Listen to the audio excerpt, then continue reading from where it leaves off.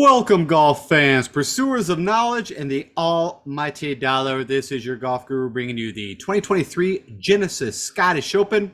This is going to be my all-in-one show, which includes a preview, course breakdown, custom stat models, all that fun stuff. I'm going to go over my picks, my betting card, all of that I will cover hopefully within 45 minutes, and we are going to jump over to Fantasy National, of course, do the deep dive analysis on the field and share you the player pool that I'm looking at. So with all that said, thank you for stopping by. And as I mentioned, give me about 45 minutes. We'll whiz through all of this and let's go talk a little golf. All right, so I didn't get a chance to break down or recap the John Deere and my Barbasol. Wanted to save that for this show. I'm gonna make this pretty quick, but of course it was kind of bizarro world. Round one, you had Jonas Blix leading after round one. 9 under would have been amazing. I didn't bet a lot of first round leaders. I don't think I ever, even though he had like one of the earliest tee times, I don't know if I would have bet him or not, but if you did, it had to be at least 150 to 1 odds, or at least 100 to 1. I hope you got paid. But yeah, then you had Grayson Murray out of nowhere again. I mentioned I think he's done a little better on the Corn Ferry, but has done nothing on the PGA as long as I remember. It's been a long time. And he was yours also shot 7 under. So you had a lot of crazy guys, even like a Jim Herman, rattled like 8 birdies off in 9 holes. And then, of course, the guy in the middle there, Brendan Todd, that I was very high on from a value perspective, from a betting side, and which I thought the course would fit him perfect, which it did come to fruition. And also from a DFS play, I believe he was somewhere around 7,500 if I remember correctly. But he choked. The simplest way to put it, he was leading the tournament at 16 under going into Sunday morning when he finally got to tee off. And even though Straka went out and shot like 9 under, I think he double bogeyed the last hole.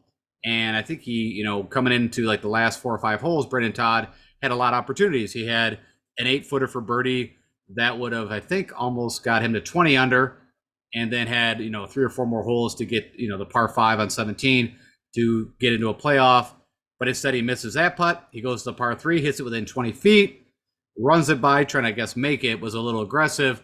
Had like a 5.5-footer coming back, missed that, and ended up 3-putting, which then knocked him back. So now he was at like 19 under, and and then even birdie the par 5, the number 17, hit it in the bunker. So long story short, that was a bit of a bummer, but hey, Seb Straka, congrats on your second win. Pretty crazy, right? So I think he came out his first round, he shot 2 or 3 over, and it's showing you there that after round 1, he was looking like he wasn't going to make the cut. And then I believe he shot like 8 under, and then like 6 under, and then 9 under to win the thing. So I don't, the last time that I think of Seb Straka, even when he won the Honda, he wasn't, doing that. When he was in the Olympics, I think the first round of the Olympics, he went out and had a crazy like 6-7 under round, which on that course was pretty good. So, he can do it, but it's pretty rare. He's what I've kind of come to learn with Seb Straka, not too far off from the old Si Woo Kim days, where if he's in contention, watch out. He can win the tournament, but it seems like boom or bust. Either he's miscutting, which is, not a bad thing from a betting side, or he's winning the tournament. So if you have money on Seb Straka, congrats to you. I did not. I also was not playing in DFS. Quickly, if you want to look at the stroke gain data, just so you can see it, what did Seb Straka do very well? Pretty solid everywhere, right? He gained 3.3 off the tee, gained 3.5 pretty much on approach, and gained almost 7 strokes to the putter, which that's pretty unique for Seb Straka.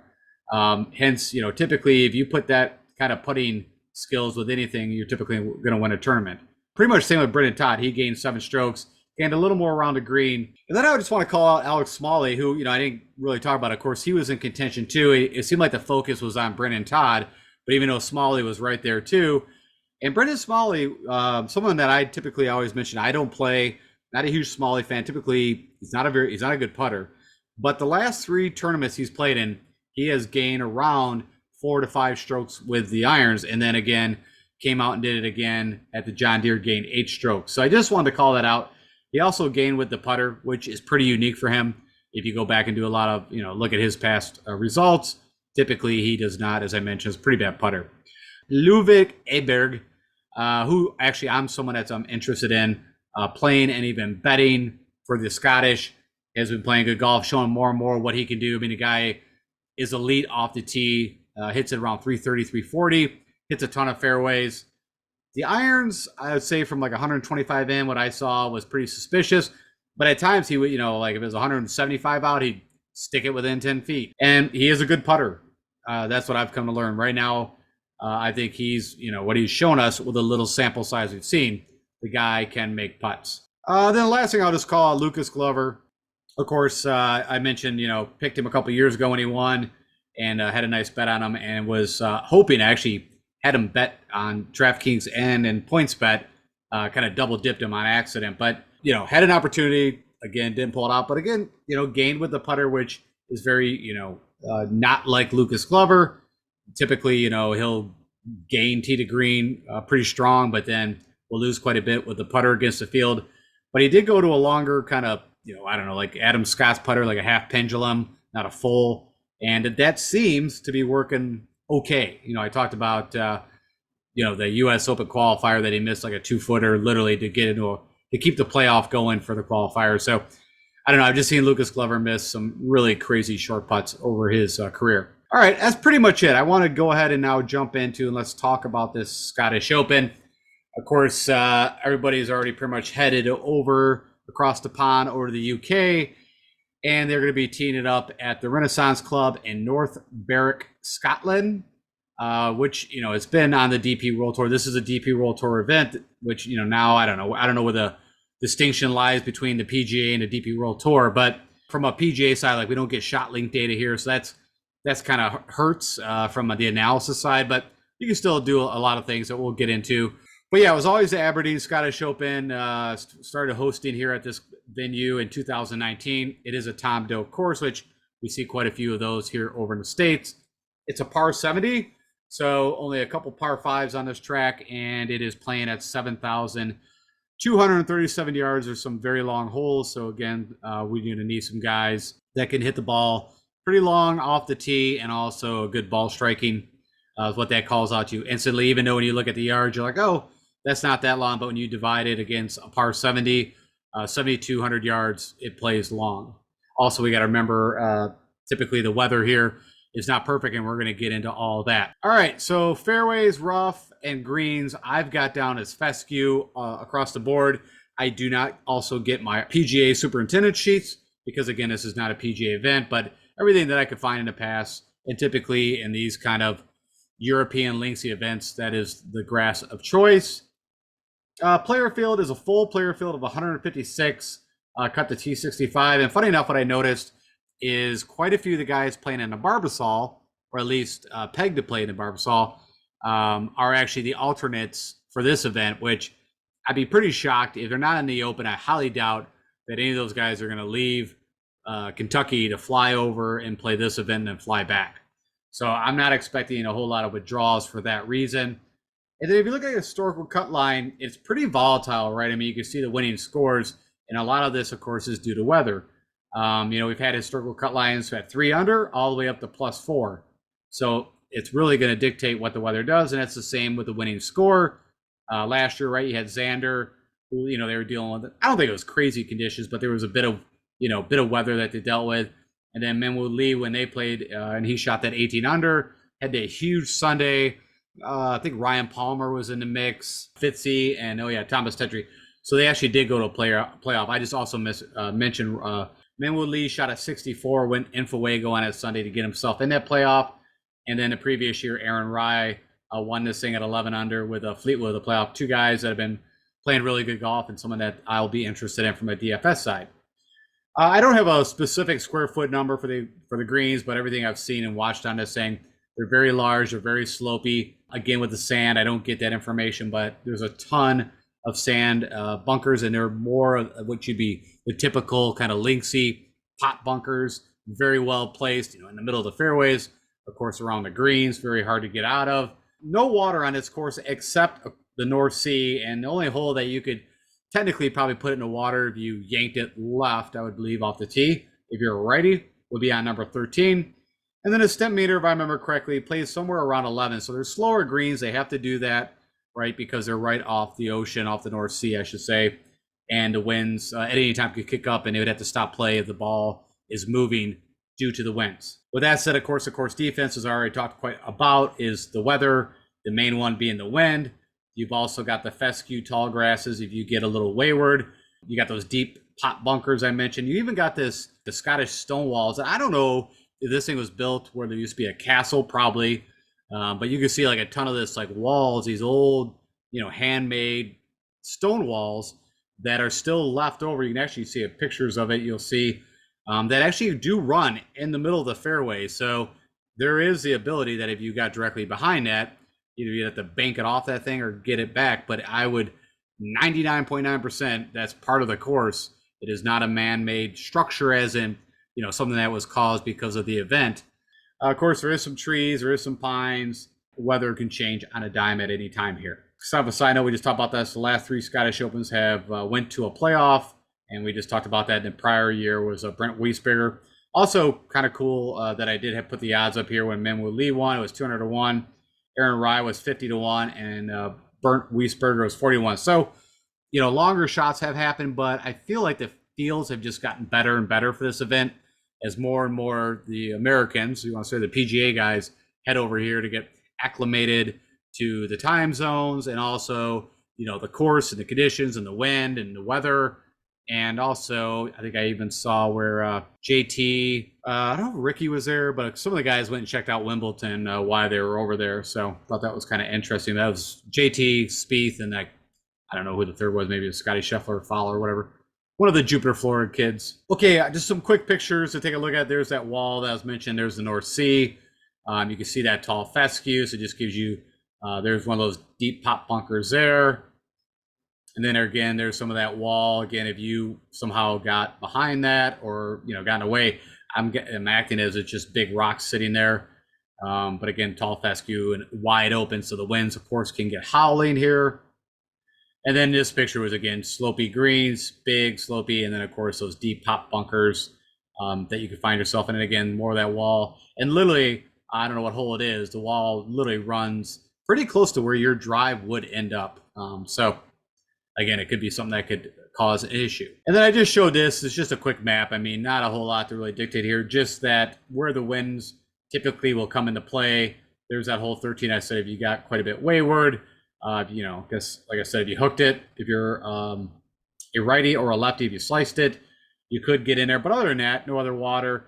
And again, all I was stating here is that 16, 15, like some of the back 9 holes, wind can definitely come up. I would think that would be the windiest areas, just like when you're playing Pebble Beach. On that note, let's talk about weather. And real quick, I'm not going to go through all of this, but I had it there for my reminder that they did get quite a bit of rain. Well, I say that. 7.8 millimeters. I don't know how to convert that over. I don't know if it's a half inch. I don't know. I can't do millimeters to inches. But long story short, they are getting a bit of rain there on and off. And also it is going to be windy. And if we take a look at it, so even for Wednesday, they're expecting rain. And then starting on Thursday, actually, no rain was expected, but winds 10 to 20.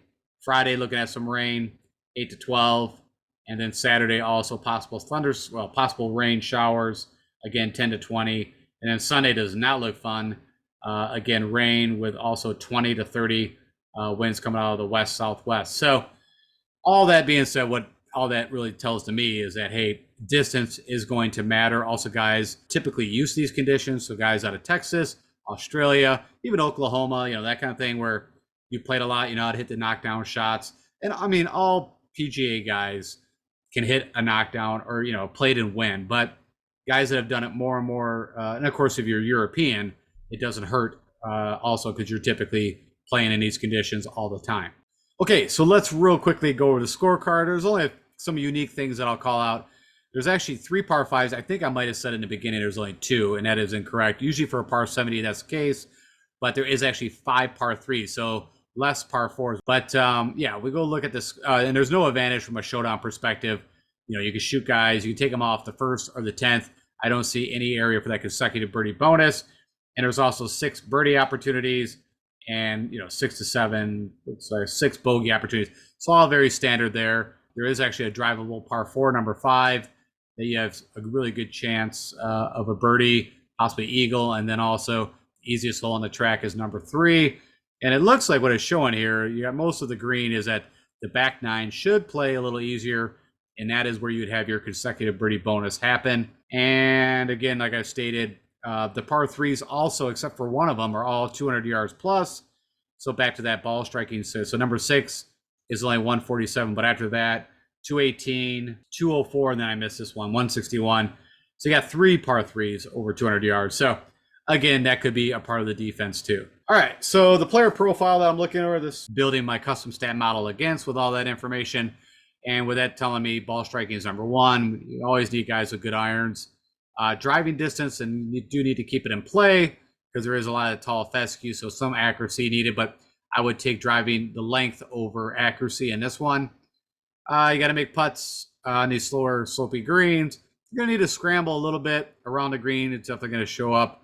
Sand saves prox to the pin. That's 175 to 200. Also, I think I added in there, which is not showing, 75 to 100. I think I put in because there's going to be times where guys have to pitch out or even be able to drive. You know, the way that some of these par fives work, it did show up 75 to 100. Does seem to be also a prox to the pin that I want to look at. And then instead of how many birdies you made, because of the weather, what I'm seeing, I'm more interested. I think this is going to be more like what happened last year, more around a single-digit score than it is going to be when men will lead one. So with that said, I'm looking at bogey avoidance. With all of that, of course, I put together a custom stat model for you guys. And this one's looking at recent form and is looking over the past 6 tournaments, 24 rounds of golf, no filters turned on. And the weightings for each of these stroke gain categories, I got ball striking at 15% of the model, approach at 25, driving distance at 15, fairways gained at 10, around the green at 5, putting at 5, proximity 150 to 175 at 10, and then that 75 to 100 I mentioned at 5%, scrambling at 5, and bogey avoidance at 5. I put more on this because this will pull out, again, a little better the ball strikers from 150 to 175. All right, with all that said, you hit calculate, and Scotty Scheffler, no shocker, comes up number 1. Patrick Cantlay, Tommy Fleetwood, Xander, Victor Hovland, Wyndham Clark, Corey Connors, Ricky Fowler, Terrell Hatton, Justin Rose, Jordan Spieth, Alex Smalley, Rory McIlroy, Max Homa, and Sammy Burns are the top 15 guys over the last 6 tournaments under recent form. And I will point out what I'm thinking of is Justin Rose. I think he already made his trek over to Europe a few weeks ago and played an event, I believe, I'm going to forget now, it might have been like the British Masters, something like that, and was in contention. I think he ended up like 4th or something like that, but just a side note while I was thinking of it, still in pretty good form is Justin Rose. All right, and then of course the recent form, what does that mean? I'm looking over just the past 3 tournaments these guys played in, or 12 rounds of golf, everything the same, and Rory McIlroy comes to number 1. There's Justin Rose. Now, again, if you're new with me, we are not bringing in European or DP World Tour stroke gain stats. We don't get that information. This is all PGA events. Sammy Burns, Patrick Cantlay, Scotty Scheffler, Corey Connors, Ricky Fowler, Alex Smalley, Tommy Fleetwood, Aaron Rye, Max Homa, Victor Hovland, Jordan Spieth, Wyndham Clark, and Brian Harman are your top 15 guys over the last 3 tournaments against my model. And then I just threw this in there, which we kind of talked a little about. This was from actually last year. And just because I don't get any tournament history in Fantasy National, I wanted to kind of just do my own little bit of analysis, right? You've got a ton of European guys playing this event that we don't get to put eyeballs on. We don't get their stroke gain data. And I wouldn't, really hold a whole lot of weight to any of this. But for me, it was just showed in that, Lucas Herbert actually, had T4 twice here. Ian Poulter both times did well here. And then JT had a couple times showing up. So it's just to me to see guys on this track, since it's been hosted here, who's done well. And that was really it. That's about as much I could do. Of course, your past winners, and you can see the guys at the top that also came in. And it's kind of funny. You can see, of course, JT played here, but more Americans kind of start to filtrate in here. And then if we look at last year, like I said, I don't get stroke gain data, but I just wanted to look at the scoring and who was on the leaderboard, same thing. So when Xander won at 7 under, Kurt Kitayama, of course, who just, this year won the API. Arnold Palmer, Tom Kim was up there. Patrick Cantlay, Fleetwood, Cameron Tringale, who, funny enough, came out and shot a 61 opening. Now, another thing was last year we had about 4 live players. From what I could see, and I didn't go through every player, but I don't see any of the live guys playing this event. And I'm sure quite a few of them are missing out also on the Open due to their world golf rankings. Jamie Donaldson, which is crazy. That's a guy who's been around forever, and he's older. Of course, you're European. You got Fitzy, Brandon Wu, Rasmus Højgaard, of course, plays on the DP World Tour. Alex Smalley, Cam Smith, Thomas Detry, who made the transition. over a bit to the PGA, and Dean Burmeister also kind of played a little more on the PGA. I haven't seen him in a while, but 2022, I felt like I saw him a little more on the PGA side. The guy hits the ball a country mile. All right, so with all this weather and wind, that's always going to be there. I always can run this through Fantasy National and do the best win players. What does this mean? So again, against my model, taking the past 12 rounds that have shown up in Fantasy National, which they rate as windy AF, which is crazy winds. So you got to kind of put that in your mind perspective where, maybe one round at the Players, maybe one round at the Arnold Palmer, right? So this data, even taking 12 rounds, could go back to early 2023 season, right? Or maybe even later 2022, depending on how many tournaments these guys play. But what it kind of does bring out is, at least guys that have shown up in the past have done well in windy conditions. Now, this is more focused on doing the things that I wanted from a stroke game perspective in the win. And Sungjae Im is number one. JT, right? He gets pretty creative. No, he's been in a huge funk. A lot of people are thinking that this event might kind of shake him out of that funk and get more about, because you got to shape a lot of shots and hit knockdowns and be very creative on links courses in the wind, that he might actually have a pretty good outing here. Max Homa, as far as I'm concerned, has been in a bit of a funk, at least definitely with the putter and the irons coming in from like 125-ish. There's that Jamie Donaldson again. It shows up, but again, that's really old data, so don't worry about that guy. Scotty Scheffler, Tom Hoge, Xander, Gary, Woodland, Adam Scott, Corey Connors, Shane Lowry, Nick Taylor, Justin Rose, Antoine Rosner, who plays a ton over on the DP World Tour, and probably the one time, if you've been watching golf for a while, actually in the WGC Dell match play that happens in Austin, Texas, I guess it would be about 3 years ago, he knocked out, I believe, John Rahm. He's a little guy, but really good, almost a lot like Molinari in his heyday. Good with the irons, very accurate, not long, but just went nuts with the putter in that match play. That's whenever I see Antoine Rosner, that's who I think of. And then Jordan Spieth at the end there to round out the best. And also, you only got one round here of data, so don't worry too much about Antoine Rosner. I would not think of him as a good win player.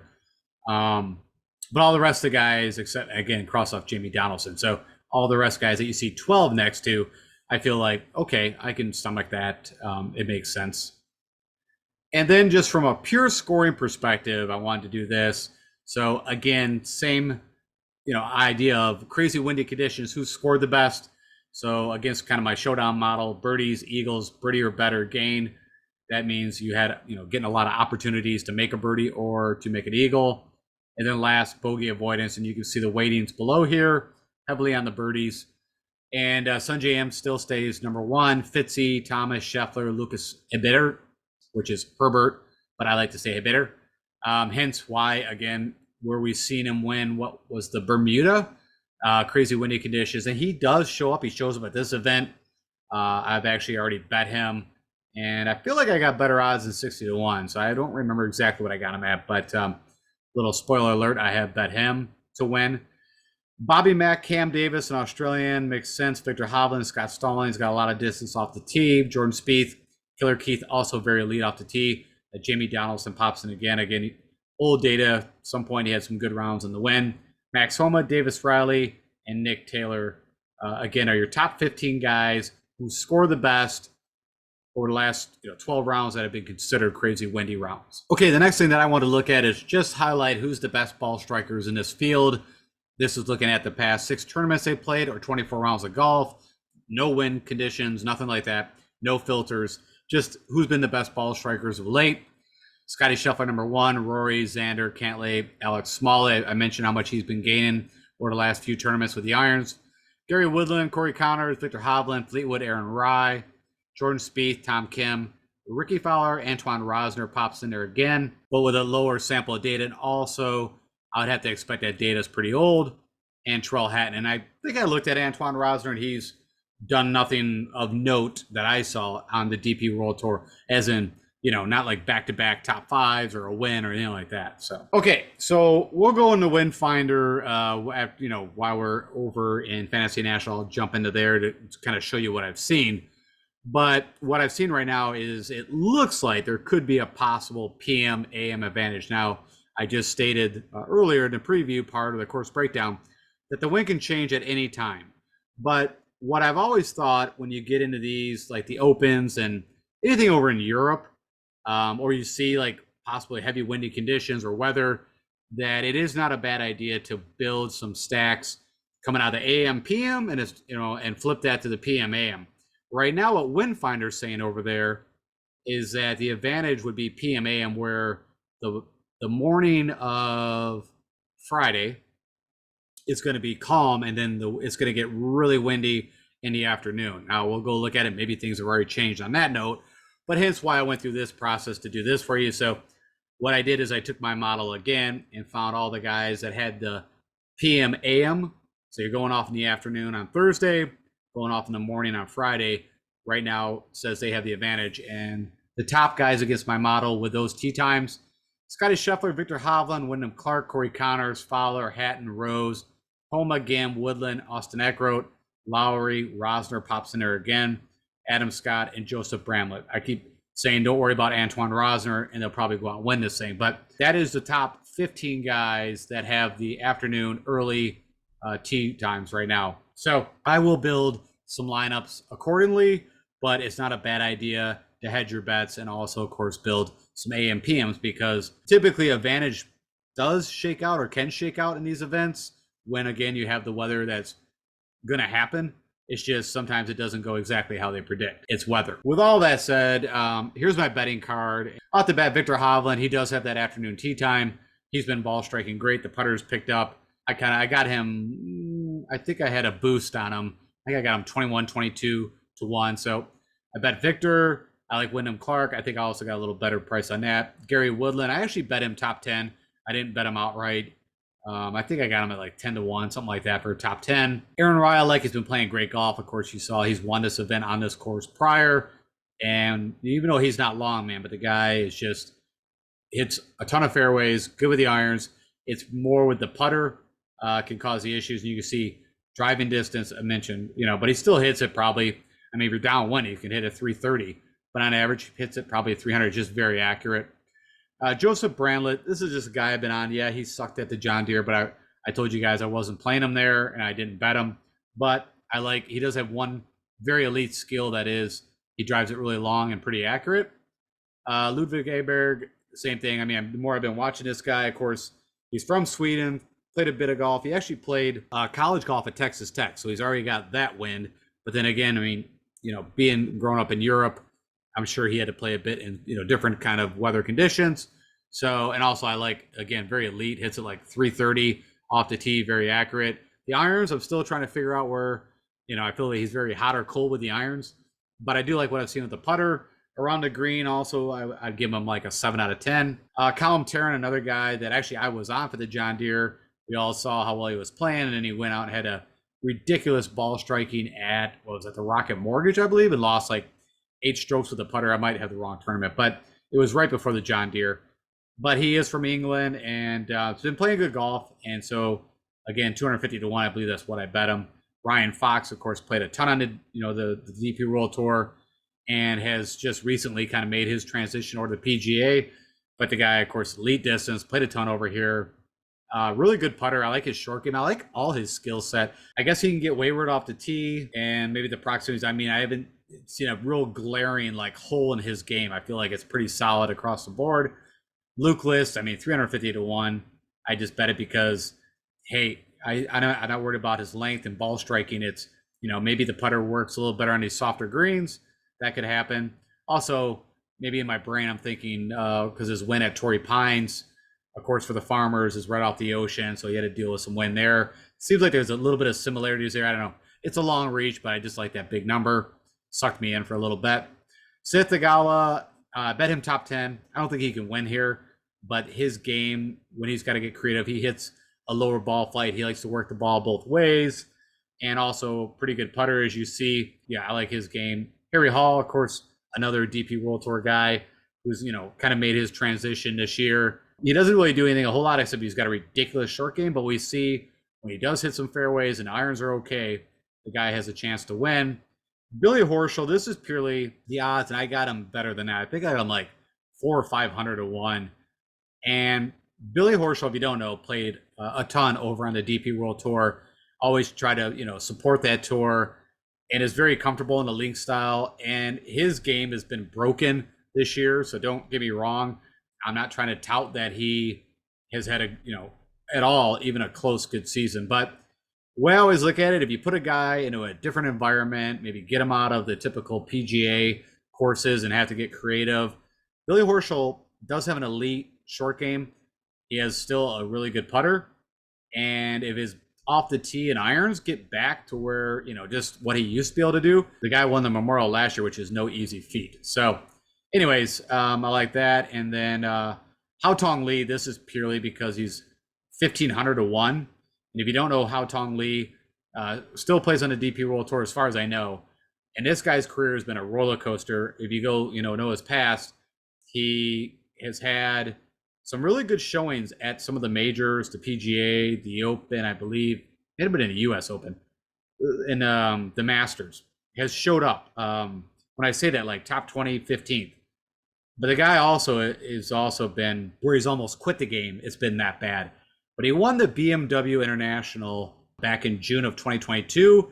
It felt like that was like his launching pad. That all of a sudden here was Hao Tong Lee. He's been golfing for a while. He's been a pro for a while.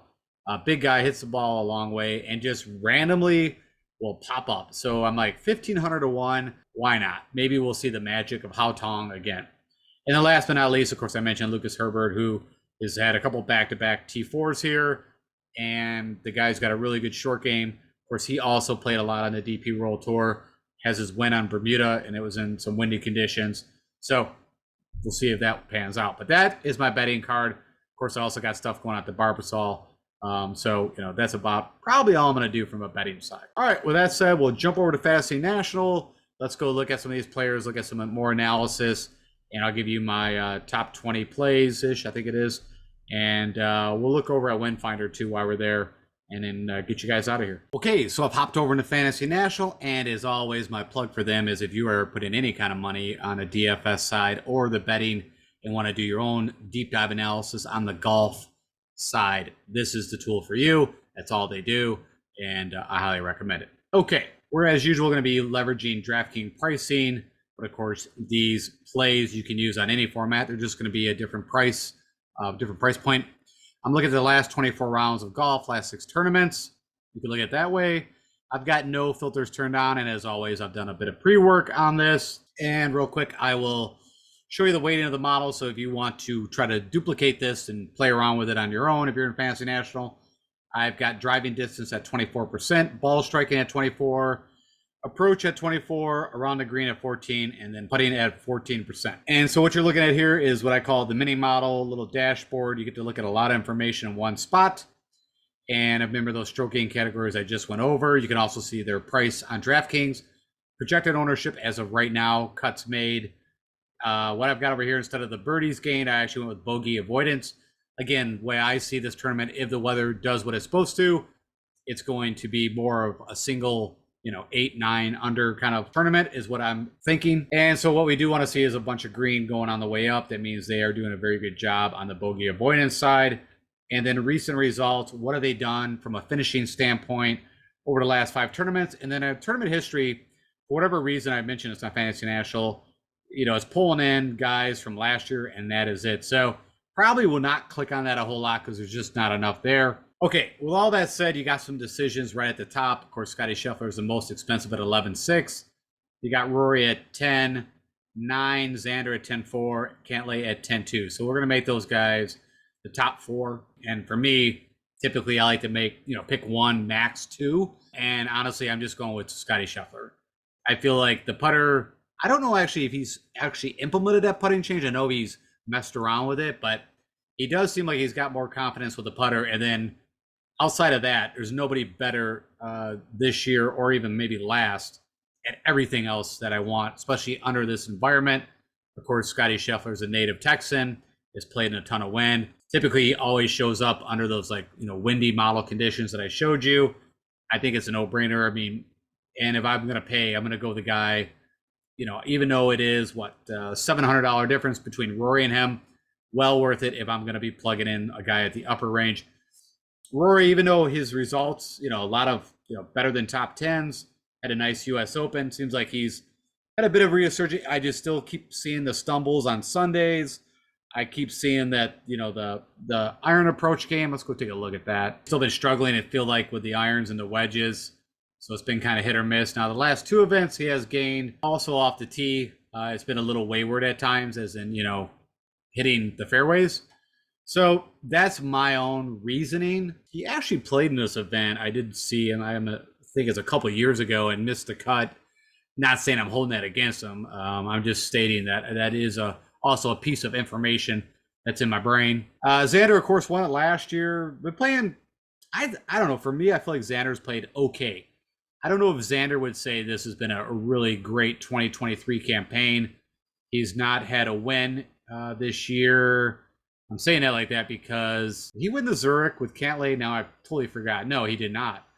He had a chance. So I was trying to see if there was that what he did the previous year, winning the Zurich. But then, of course, he won the Travelers and then won this event. Had a really nice FedEx Cup. I'm just kind of looking through here. Yeah, he had some like 30s, nothing great there. I mean, his best showing was Wells Fargo on the PGA side. And then, of course, he played the Travelers again and, nothing to write home about. So, I don't know. I like Xander. I think in those kind of grinded out, which this will be a grinded out kind of event that I'm seeing, when it's like a 7 under, 8 under score, Xander is definitely going to be very relevant. But I don't know. I'm going to kind of pass. There's other guys that can do that at a cheaper price tag. And then Patrick Cantlay, again, I mean, I think the Memorial has probably soured me a little on him, a place that I was, very high. That's where he would get his win also for this year. I feel like Patrick Cantlay would probably also state that, his 2023 campaign has not been the greatest. His last win on tour was back at the FedEx Cup for the BMW, and since then he's not won. He's contended, been in contention like the RBC. I don't know the Genesis. I don't really remember him actually contending, but maybe he did. I know he had a third, but maybe he backed into that or whatever. Was really never in contention, but neither are there. So not that Cantlay can do great here. What was the show here? He had a T4 here last year. Maybe I'm thinking just his major record is just brutal and kind of like a Max Homa, except for like the Masters. I feel like maybe it was the chance that he had to win it. That was like, I don't know, 4 or 5 years ago. The year Tiger won it, 2019. I think that's right. Anyway, so I'd rather go to Fitzy. Of course, he won the U.S. Open. I mean, not that he's been like outstanding this year. He also won the RBC Heritage, and I feel like the neck thing, is finally should be over. And of course, he's done well in this event in the past. He's from Europe. Also, when I think of crappy weather and guys that can grind it out, I think of Fitzy. So that's where I'm going to go. And then I told you Victor Hovland, I'm betting. Just like where his game at, of course, he won the Memorial. Not a bad showing at the U.S. Open for him. Was in contention to win the Masters this year. I think he's playing a lot better golf. I feel like he's more comfortable with the short game, hitting different shots around the green. And you know what? I did not take a look at. Just curious. What I want to look at is what he's done at the Open. So he had a 4th and a 12th. So that's pretty good. I mean, of course, that's probably as close as we can get. I mean, I didn't do anything. You'll notice I didn't do anything on the comp course side. Stroke gain data on the European courses that they have played. So Tyrrell Hatton, again, another European, also has had a T24 here last year. Been playing great golf. He did not have a win this year either. I guess his last one would have been on the PGA, so it would have been Arnold Palmer. But he's had a lot of top fives and a lot of chances. Arnold Palmer again, the Players, Wells Fargo, RBC Canadian. So I like Tyrrell Hatton. Also, he's played a ton in this weather. Ricky Fowler, honestly, there's no reasoning. I had other guys that wanted to play at this range, right? I mean, he just won the Rocket Mortgage. I played here last year, T47, but I mean, I feel like, again, his game is in a lot better spot than it was a year ago. So no issues at all. I mean, maybe I'll, shake it up and maybe pop in a Ricky. He does have, I believe, that afternoon early tee time. So, yeah, no issues. Tommy Fleetwood, of course, waiting for him to get his win this year. Been playing, really good golf. Of course, he had the chance. Nick Taylor didn't drain that 70-80 footer for Eagle in the playoff at the RBC Canadian. And then, of course, he did go out. I'm sure I picked him for the Travelers, and he missed the cut. Pretty typical, but again, he had a T4 here last year.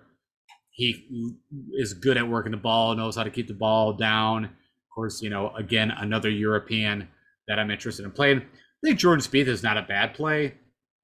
You can see it's been pretty volatile, where it's either miscut, T5, miscut. I mean, so technically he should get like a top 10 here if you're going on this little path that he's been working. Of course, he's won the Open in the past. And I think that was what the last major he won. And he's got a T10. What was that? I think that was like 2017. Let's go take a look at that real quick. That was an easier way I can do this, I guess. Yep, 2017 when he won. He's at a fourth, a second in 2021. That was, the year of Morikawa, where, man, like perfect weather conditions. I've never seen an Open play easier and then at eighth. So, I mean, you can see over here on these links courses, it kind of fits his creativity. So I don't have an issue with it. It's more of just the up and down volatility right now. Also the putter, it seems like it's still going a little hot or cold. Let me see if we can take a look at that.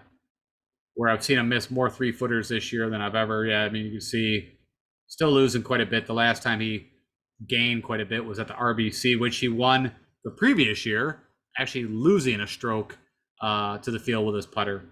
And I'll never forget that because still the only golfer that I remember. Actually, I take that back. He lost 2.5 strokes to the field. I thought it was like 1.2. It's still the only golfer that I can recall winning a tournament losing strokes with the putter since the stroke gain era, I guess I should say. Shane Lowry, right? Won at Royal Portrush. We think of him as the guy that you want to play, and everything is correct. And I would not blame you. I mean, again, maybe I will plug him in here or there. It's just been a bad year for Shane Lowry. I mean, we thought he might see him in Florida, where the previous year he did amazing in Florida, and that really didn't happen. I mean, he had a fifth at the Honda this year. We had that crazy run last year in kind of the Florida swing. And what else? I guess pretty good showing at the PGA. The putter is what I've noticed. I mean, he lost almost 7 strokes at the RBC Heritage with the putter, but definitely the putter is not where it used to be. He does hit a lot of fairways, hits that kind of low fade. Doesn't hit it really long. I think about 290. What's his average? 306, it says. Okay. Anyways, like I said, rough conditions. He's done it before, but I just don't like where his game's been. I'm going to go with more of a hotter hand of Wyndham Clark. Of course, he's just won the U.S. Open, the Wells Fargo. I mean, so many reasons. I bet him.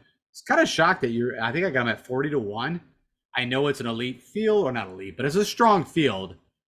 This is not an elevated event, I don't believe. I could be. I didn't even think about that, but no, it can't be because there's a lot of guys missing unless John Rahm picked that he wasn't going to play in this event. Anyways, Wyndham Clark's been playing amazing golf.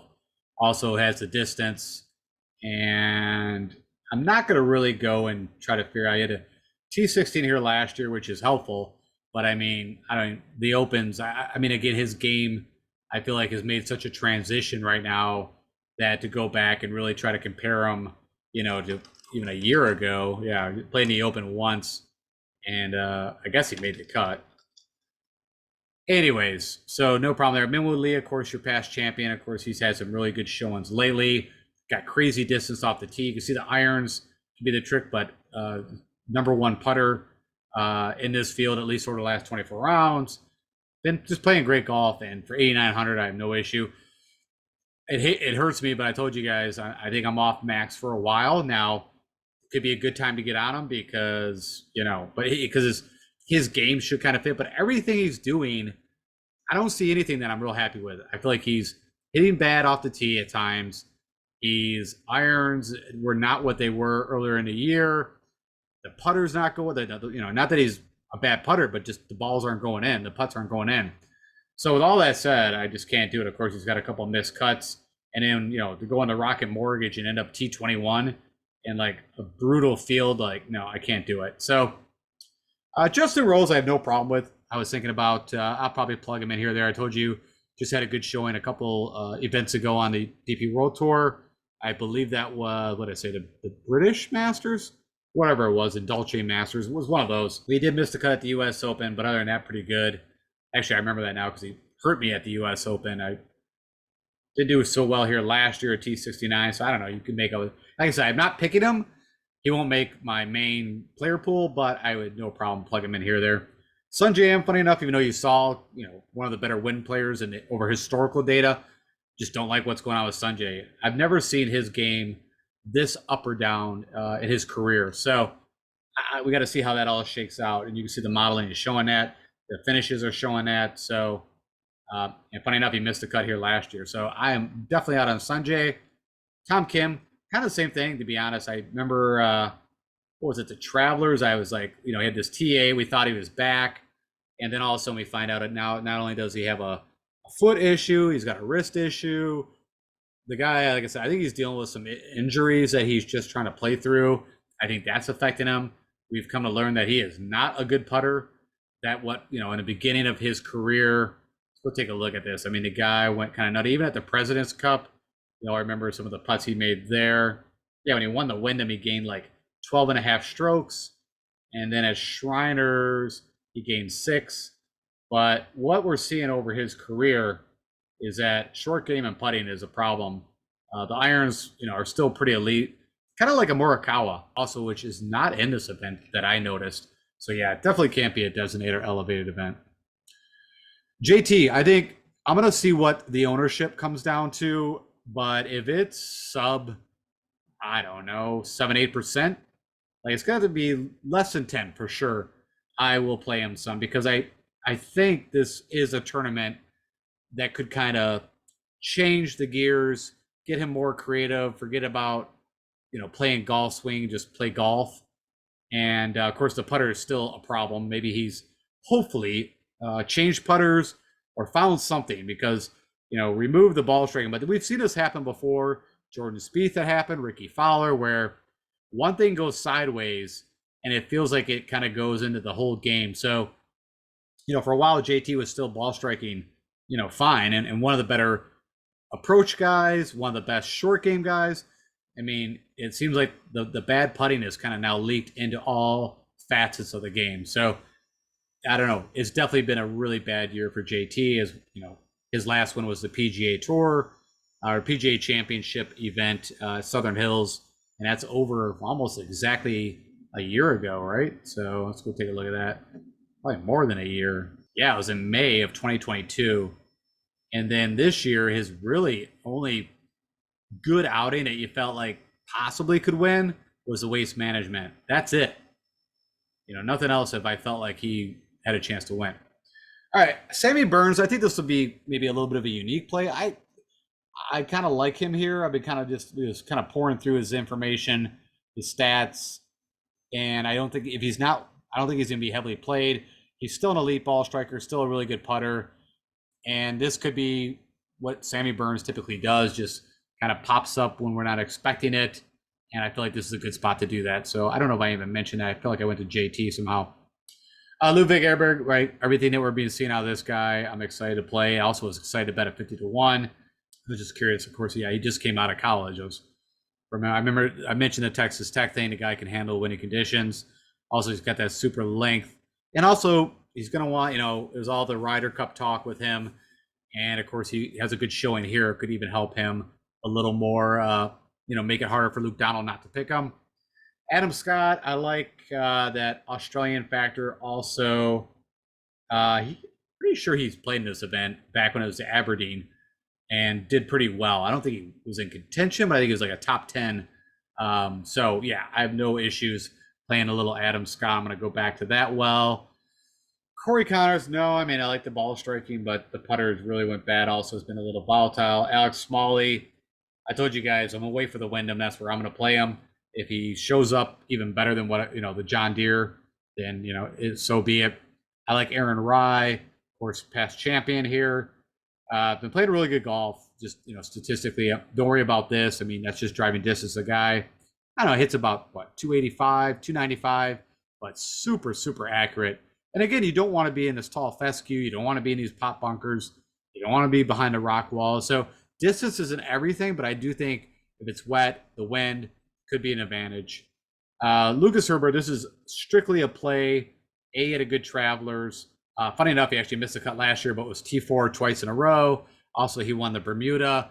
He's also, I'm saying that because is he actually Australian? I know Minwoo Lee is, which is funny. It's hard to kind of picture that, but I don't know. Off the top of my head, I'm kind of forgetting if he's either Australian. I know he's definitely not American, but for some reason I'm blanking on that. I got the Horgar brothers. I'm not going to play either of those guys. I feel like they both have one elite thing. Brian Harmon, it's not a bad play because he's had some good recent results. Missed a cut here last year, but is a grinder. And I don't mind it. I'm not going to go with that. I told you Sahith, I bet top 10, and I like his creativity. Not been the greatest showings for Sahith. Game kind of fall, maybe taking a step back a little bit. I think also our expectations were pretty high, but I still think it's a good spot for him to show up with maybe a top 15, top 10, I hope, with the bet. Gary Woodland's been playing pretty good golf. He made some putts. Let's go take a look at Gary real quick. He's been a ball striking ninja.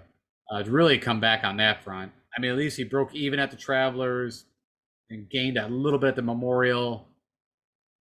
I don't know, for the price tag from a DFS side. Also, I think I mentioned I bet him top 10.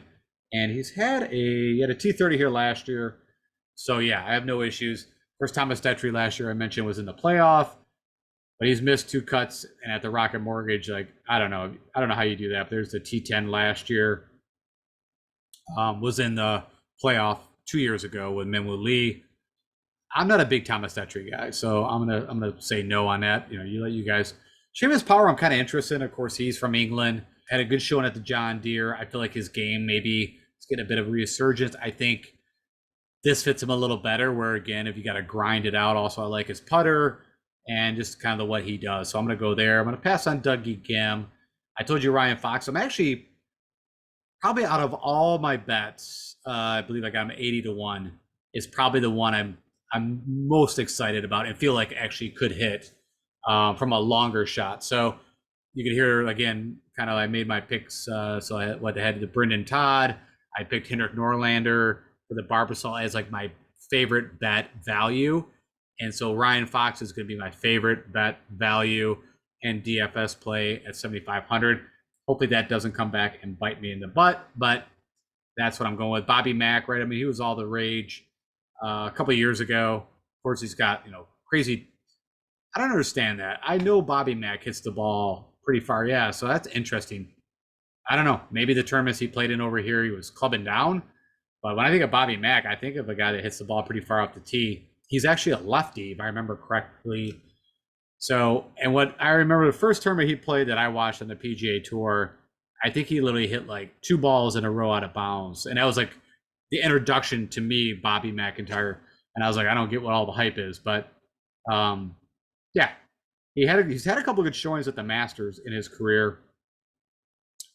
Kurt Kitayama, right? I said, what do you have? Second place here last year, won the API this year, the Arnold Palmer. And no problem, honestly, with him. He's the problem would, I guess I say that, and then he's had 3 missed cuts in a row. It's kind of crazy. So he's almost fitting in a Seb Straka bucket where it's win or contention or miss a cut. So there you go. It's all or nothing with Kurt Kitayama. Austin Eckroat, right, played at Oklahoma State. So you can play definitely in the win. The guy's been really doing well. He was kind of all the rage. I think he was probably the miscut at the Rocket that probably burned a lot of people, probably myself included. And but I'm going to go back to him. I think, like I said, I'm not expecting him to win, but can he get me a top 30? Yep. At that price tag, top 25 would definitely pay it off. Eric Cole was on him for the John Deere. That was very disappointing. So no, and I mean, and it's not because of that. It's just his game. I don't know. He did really well at the Honda too, which when I go with that is I just think the Honda's always windy there, which is not true. But yeah, I don't know. I want some different things that Eric Cole does not bring to the table. Again, I like him. Give me the Sony Open, the RSM. Give me the short little plotter tracks where you need to.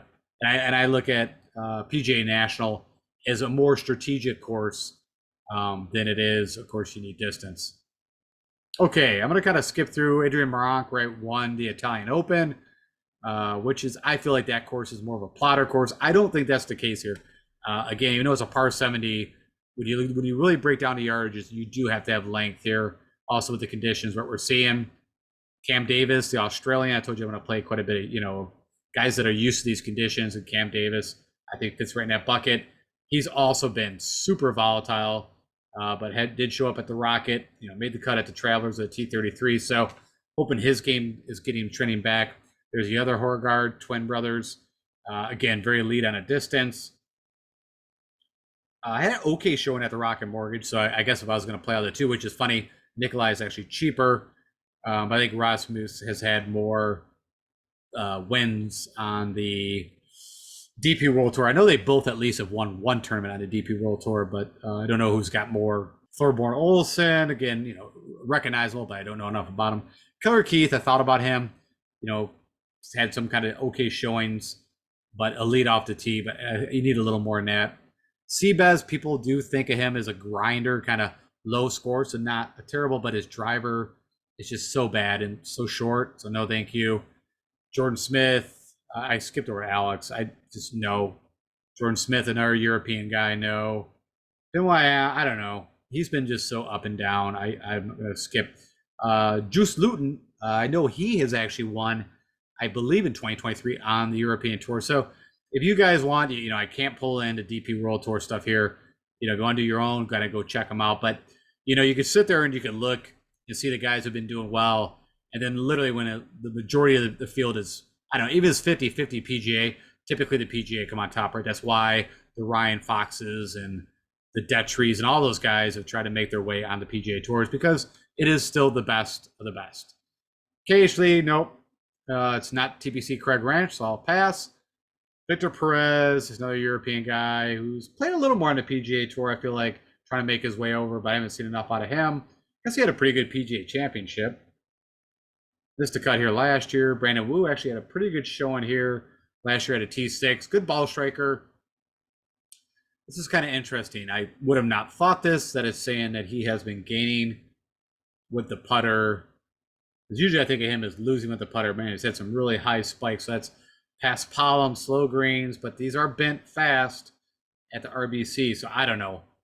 I look at him as a good ball striker, and maybe, like, again, you need that putter to pop. So I don't have an issue with the Wu play. I'm just not for me. Yannick Paul also has had a win, maybe 2 wins on the DP World Tour this year. So go check that if you're interested, but I'm not going to do it. I feel like he's also is an older gentleman, older when I say like in his late 30s, early 40s. Actually, funny enough, on that topic, I'm going to go with Padre Harrington, who's still been doing amazing on, of course, the senior tour. But you get him in these events, and the guy just is a bulldog and just wants to say, hey, I can still play with you guys. I guess I think about the PGA Championship and Phil won back in 2021. You can see the U.S. Open. He showed up at T27. The Valero, made the cut at the PGA Championship. Like, the guy's just making cuts till he finds a way to do it. He actually hits the ball pretty far off the tee. I think he averages like 315, 301. So distance is not an issue. I don't know. If it's a grinded out, I like Padre. Nick Taylor, nope. I think you're still riding high on your RBC Canadian win. All right, all the rest of these guys I think are a hard no. Oh, Garrick Higo. So, of course, he came for the DP World Tour, won 2 times, pretty almost like back-to-back in the Canary Islands, I believe it was. So, windy conditions.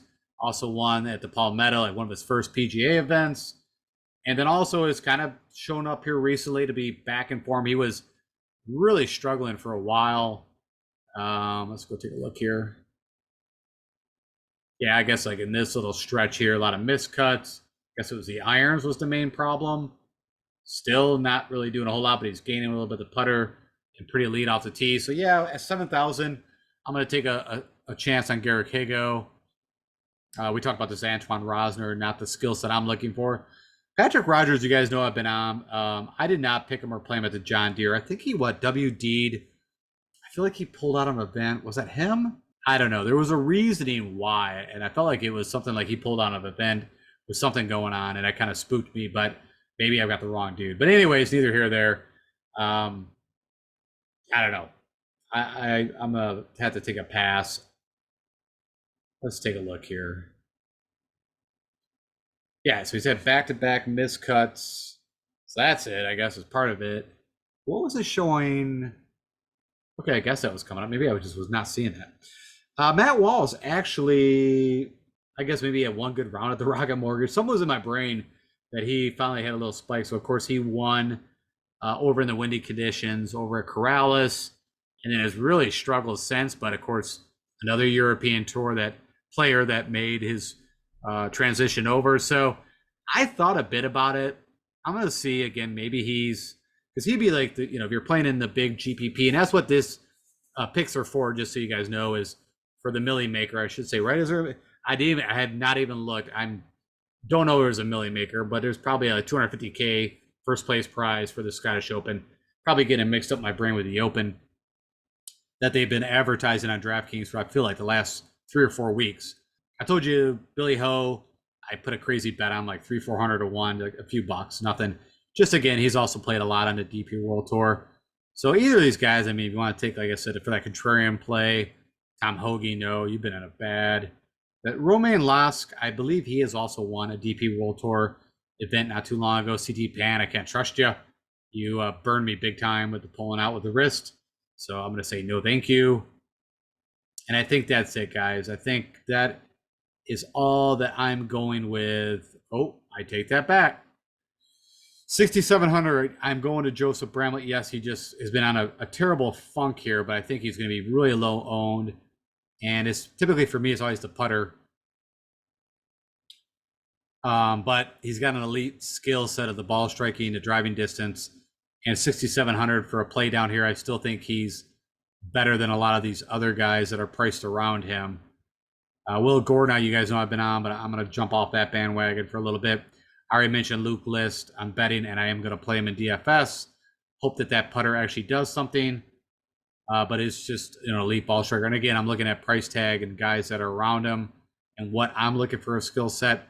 Callum Tarrant, I mentioned, also from England, has made the transition over. And again, it's been really great from a ball striking perspective. Just need that putter to work. Okay, I think that is honestly it. All right, let me sum this up for you guys, and then we'll go take a quick look at Windfinder, just in case I don't get a show out tomorrow. Okay, so to summarize my player pool, my picks for the large GPP event. For the expensive side, I'm going to go ahead and pay all the way up for Scotty Scheffler at 11.6. We're going to go with Fitzy. Hopefully he can grind it out. It's had a good showing here or two in the past. Victor Hovland, I feel like he's been in a great form, better around the green. And 9,700, I like that. I also bet him. T-Hat, same thing, just been amazing ball striking. Fleetwood, Wyndham Clark got that elite distance. You got past winner Minwoo Lee, a couple good finishes. Burnsy, probably more of the contrarian play, but still one of my guys. And when I see a spot that I don't think he'll be really hurt, if he gets a little wayward, so the driver has been a little wayward, you'll notice there's nothing about fairways, but I think can still get out of the rough okay. Ludwig Abraham, I'm just impressed with this guy's game and the driving distance and how accurate he is off the tee. Still need to see some other things click in with, the shorter irons, the putting and whatnot. Adam Scott, been playing, pretty steady golf for 88,000. I like that play from a DFS side. Also, again, Australian, and didn't show up there, but he has had good showings here in the past. Aaron Rye, of course, past winner here, and also now doesn't have the driving distance, but has everything else and has been making some putts, and you can see the good finishes that he's had over the last few tournaments. Lucas Herbert, again, a couple T4s. Did miss the cut here last year, but back-to-back T4s here prior. Also, he's won at the Bermuda. The guy can handle win. I'm going with that he's Australian. It seems to be correct in my brain, but maybe I'm off. But yeah, I just like his kind of game style here. Sahith, looking for top 15 out of this guy. I like the way he works the ball. Also, his driver can get him in trouble, but he is very creative. Good putter, can keep the ball flight low. Actually, for whatever reason, I think his ball flight is very similar to Tony Finau, who's not in the field, but typically does play pretty well in windy conditions. Gary Woodland, great ball striker, right? Won on Pebble Beach. That was a while ago, but has been ball striking great. The putter can be just disastrous, so hopefully it's not terrible. Seamus Power, seems like his game's been picking up a little bit, also from England. I feel like he could be okay here. Ryan Fox, like I said, for the price tag, one of my favorite plays my DFS side and bets. Austin Eckroat was just ball striking amazingly and then kind of faltered at the Rocket Mortgage. But interested in playing him again. Cam Davis, Australian ties, Padraig Harrington, of course, just shows up and grinds these tournaments out. So 7,000, get me to the weekend. Garrett Higo is showing some life. Also won multiple times on the DP World Tour in very windy conditions and has won the Palmetto. And like I said, for 7,000, I think his skill set works. I'm going to go back to Bramlett, even though he's had missed 3 cuts. So, you know, this is one of those buyer beware. Don't follow me, but this is something I'm going to play. Luke List, you could probably put right in that bucket with Bramlett, but just hope that the putters work. And then Colin Tarrant, I'm going to go right back to you. Been ball striking again, a European player that has made the transition over, and think something could happen here. I think everybody will probably jump off him for this because of what happened at the John Deere. And when people are zigging, I'm going to zag. All right, that's my sum of that. And then let's go jump in Windfinder real fast. All right, to save you the headaches of figuring out where do you need to pull from for Windfinder during the tournament, you're going to pull up this Durlaton. I have no clue where to pronounce it that. And let's go take a real quick look at what I was seeing here. So, of course, the tournament's going to be starting here Thursday. And kind of just, you know, if you look at it for me, the rain's actually could be possibly in the early mornings, but I'm not worried about that. And the winds are kind of just steady, right? If you go by what Windfinder is saying, it's somewhere between 10 and 20 all day. But then what I noticed was on Friday that what it's stating is that the winds could get severe later in the evening, and right now pretty calm in the morning on Friday. So hence the PM AM flight advantage that I'm going to build purely by what this is saying. But again, don't go all in on that. And you could even put in some AM PM. Keep an eye on this. Well, actually, let's update this because I've actually not updated it probably in the last couple of hours to see if anything's already changed. Still stating, again, the morning is going to be pretty much dead calm. And if it is going to be windy, it's going to get in the afternoon, which is typical, right? So that's why I'm going to go with the PM AM stack to get me through the weekend. And then, of course, you can see, some rain, crazy winds here or there. So, but it is only Tuesday afternoon, late afternoon. So, just keep an eye on that, but that's that. All right, let's get you out of here and wrap this thing up. All right, guys, as always, if you do me the honor, click that like button, share this with anybody else that is just so interested to learn more about who to play from a DFS or a betting side in the golf fantasy world. And if you are checking me out for the first time for some odd reason at the Scottish Open and you've not subscribed, do me the honor. Go on, just click that subscribe button. And if you would like, also follow me on Twitter, where again, I keep an eye closely on everything we need to know for withdrawals or anything that I glean from press releases that we should all need to know before these guys actually are, hopefully locking in the lineups. And then, of course, I tweet out anything that I see that's kind of funny. I also put that out during the tournament. All right, with all that said, thanks for giving me some of your time. I hope that helps. And I will see what my time looks like tomorrow. If I can do it before the lock show, I will. It would be only for, of course, the Scottish Open, not the Barbasol. And that's it. All right, guys, take care. Have a great day and talk to you guys possibly tomorrow.